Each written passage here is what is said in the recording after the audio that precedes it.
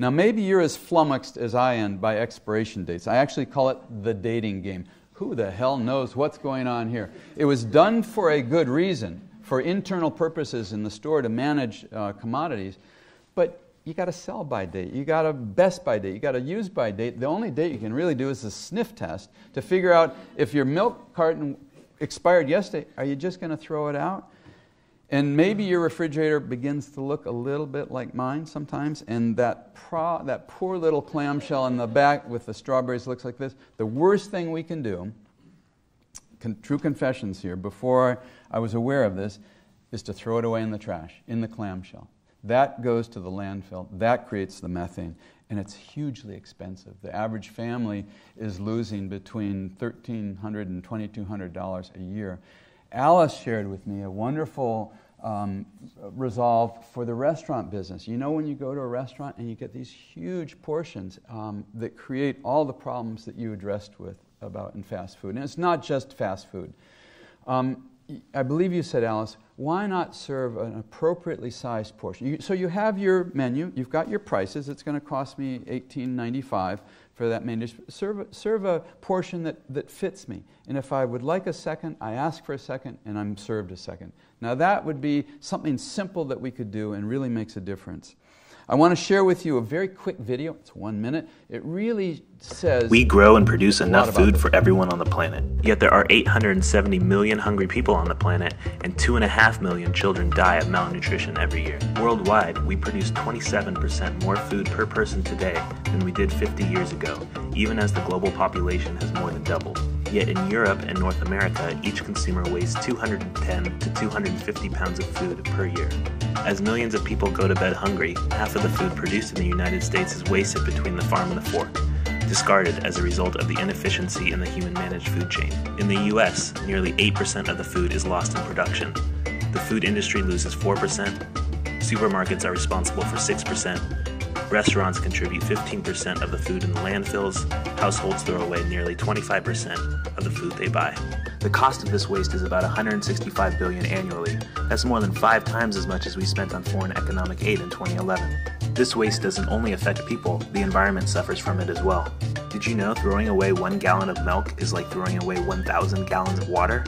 That's because it takes that much fresh water to produce 1 gallon of milk. A quarter of our water used for irrigation is used on food that is wasted. So when you throw away your food, you are throwing away all the water that it takes to grow, produce, and ship it as well. On top of that, an estimated 16% of methane emissions from our landfills are caused by food waste. By saving 15% of the food we normally throw away, we can feed more than 25 million Americans every year.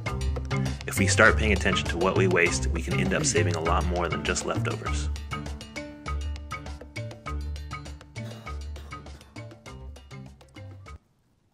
As President Napolitano mentioned, at the opposite end of the spectrum of food waste is food insecurity. And it's a tragedy. In this incredible state of ours that provides over 50% of our nation's fresh fruits and vegetables and 14% of our nation's exports, it's inexcusable that, as you mentioned, almost 50 million people across our neighbors across the nation and 16 million children are food insecure, that they're going to our schools attempting to learn. That means that they don't have the resources to buy a meal, or they don't know where their next meal is coming from. And right here in Alameda, it's almost 16% overall, 20% are children. That's 236,000 people and 70,000 children right here. Our people, our children in our schools.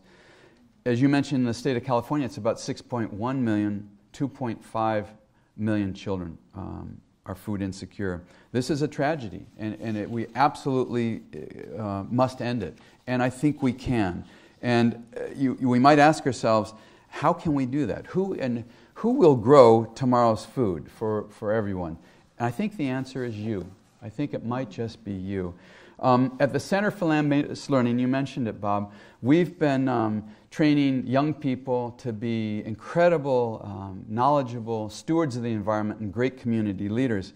And just 4 years ago, we started the California Farm Academy to answer the call that Secretary Vilsack, U.S. Secretary of Agriculture Tom Vilsack made, saying that we need 100,000 new farmers, and we need them today. We've graduated over 58 beginning farmers, 46 of whom are now farming, and another 20 are in training just as we speak, and they're doing all sorts of things. Some came from family farms and are going back with new technologies and new ideas. Some are starting their own farms, but it's expensive. Land in our area is $25,000 an acre. It's almost impossible to purchase.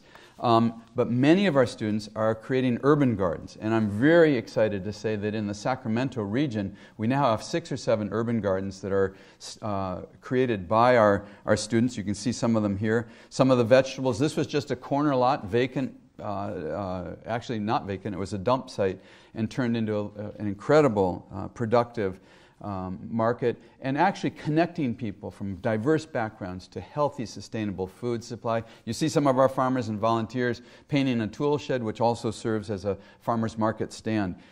And I'm really excited to say that Sacramento, a few years ago, claimed itself as the farm-to-fork capital of the nation. So anytime you want to come up to Sacramento and join our farm-to-fork movement, we'd love to have you.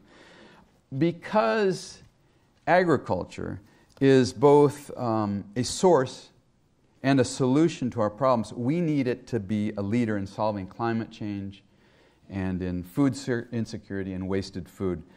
And I think we're at a spot where we really need to reward farmers who are helping to solve these problems, because farmers manage a tremendous amount of land across the nation.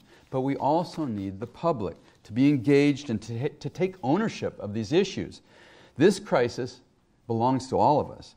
Our water and our soil are our most precious resources, and we must work together to ensure a sustainable future for our planet. And that's why we're here tonight. You are the best and the brightest thinkers and doers.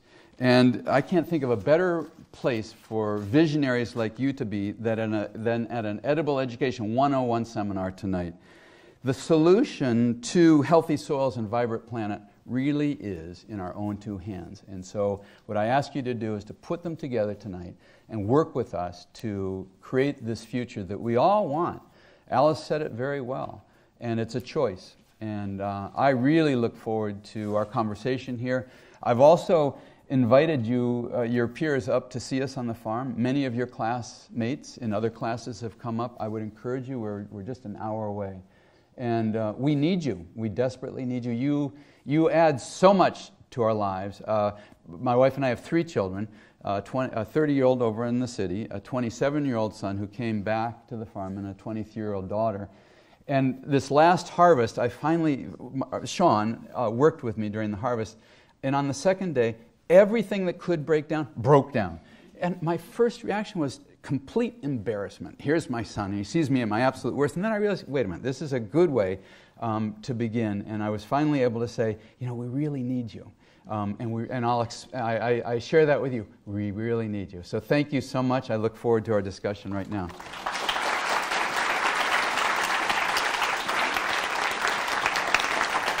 Are we going to?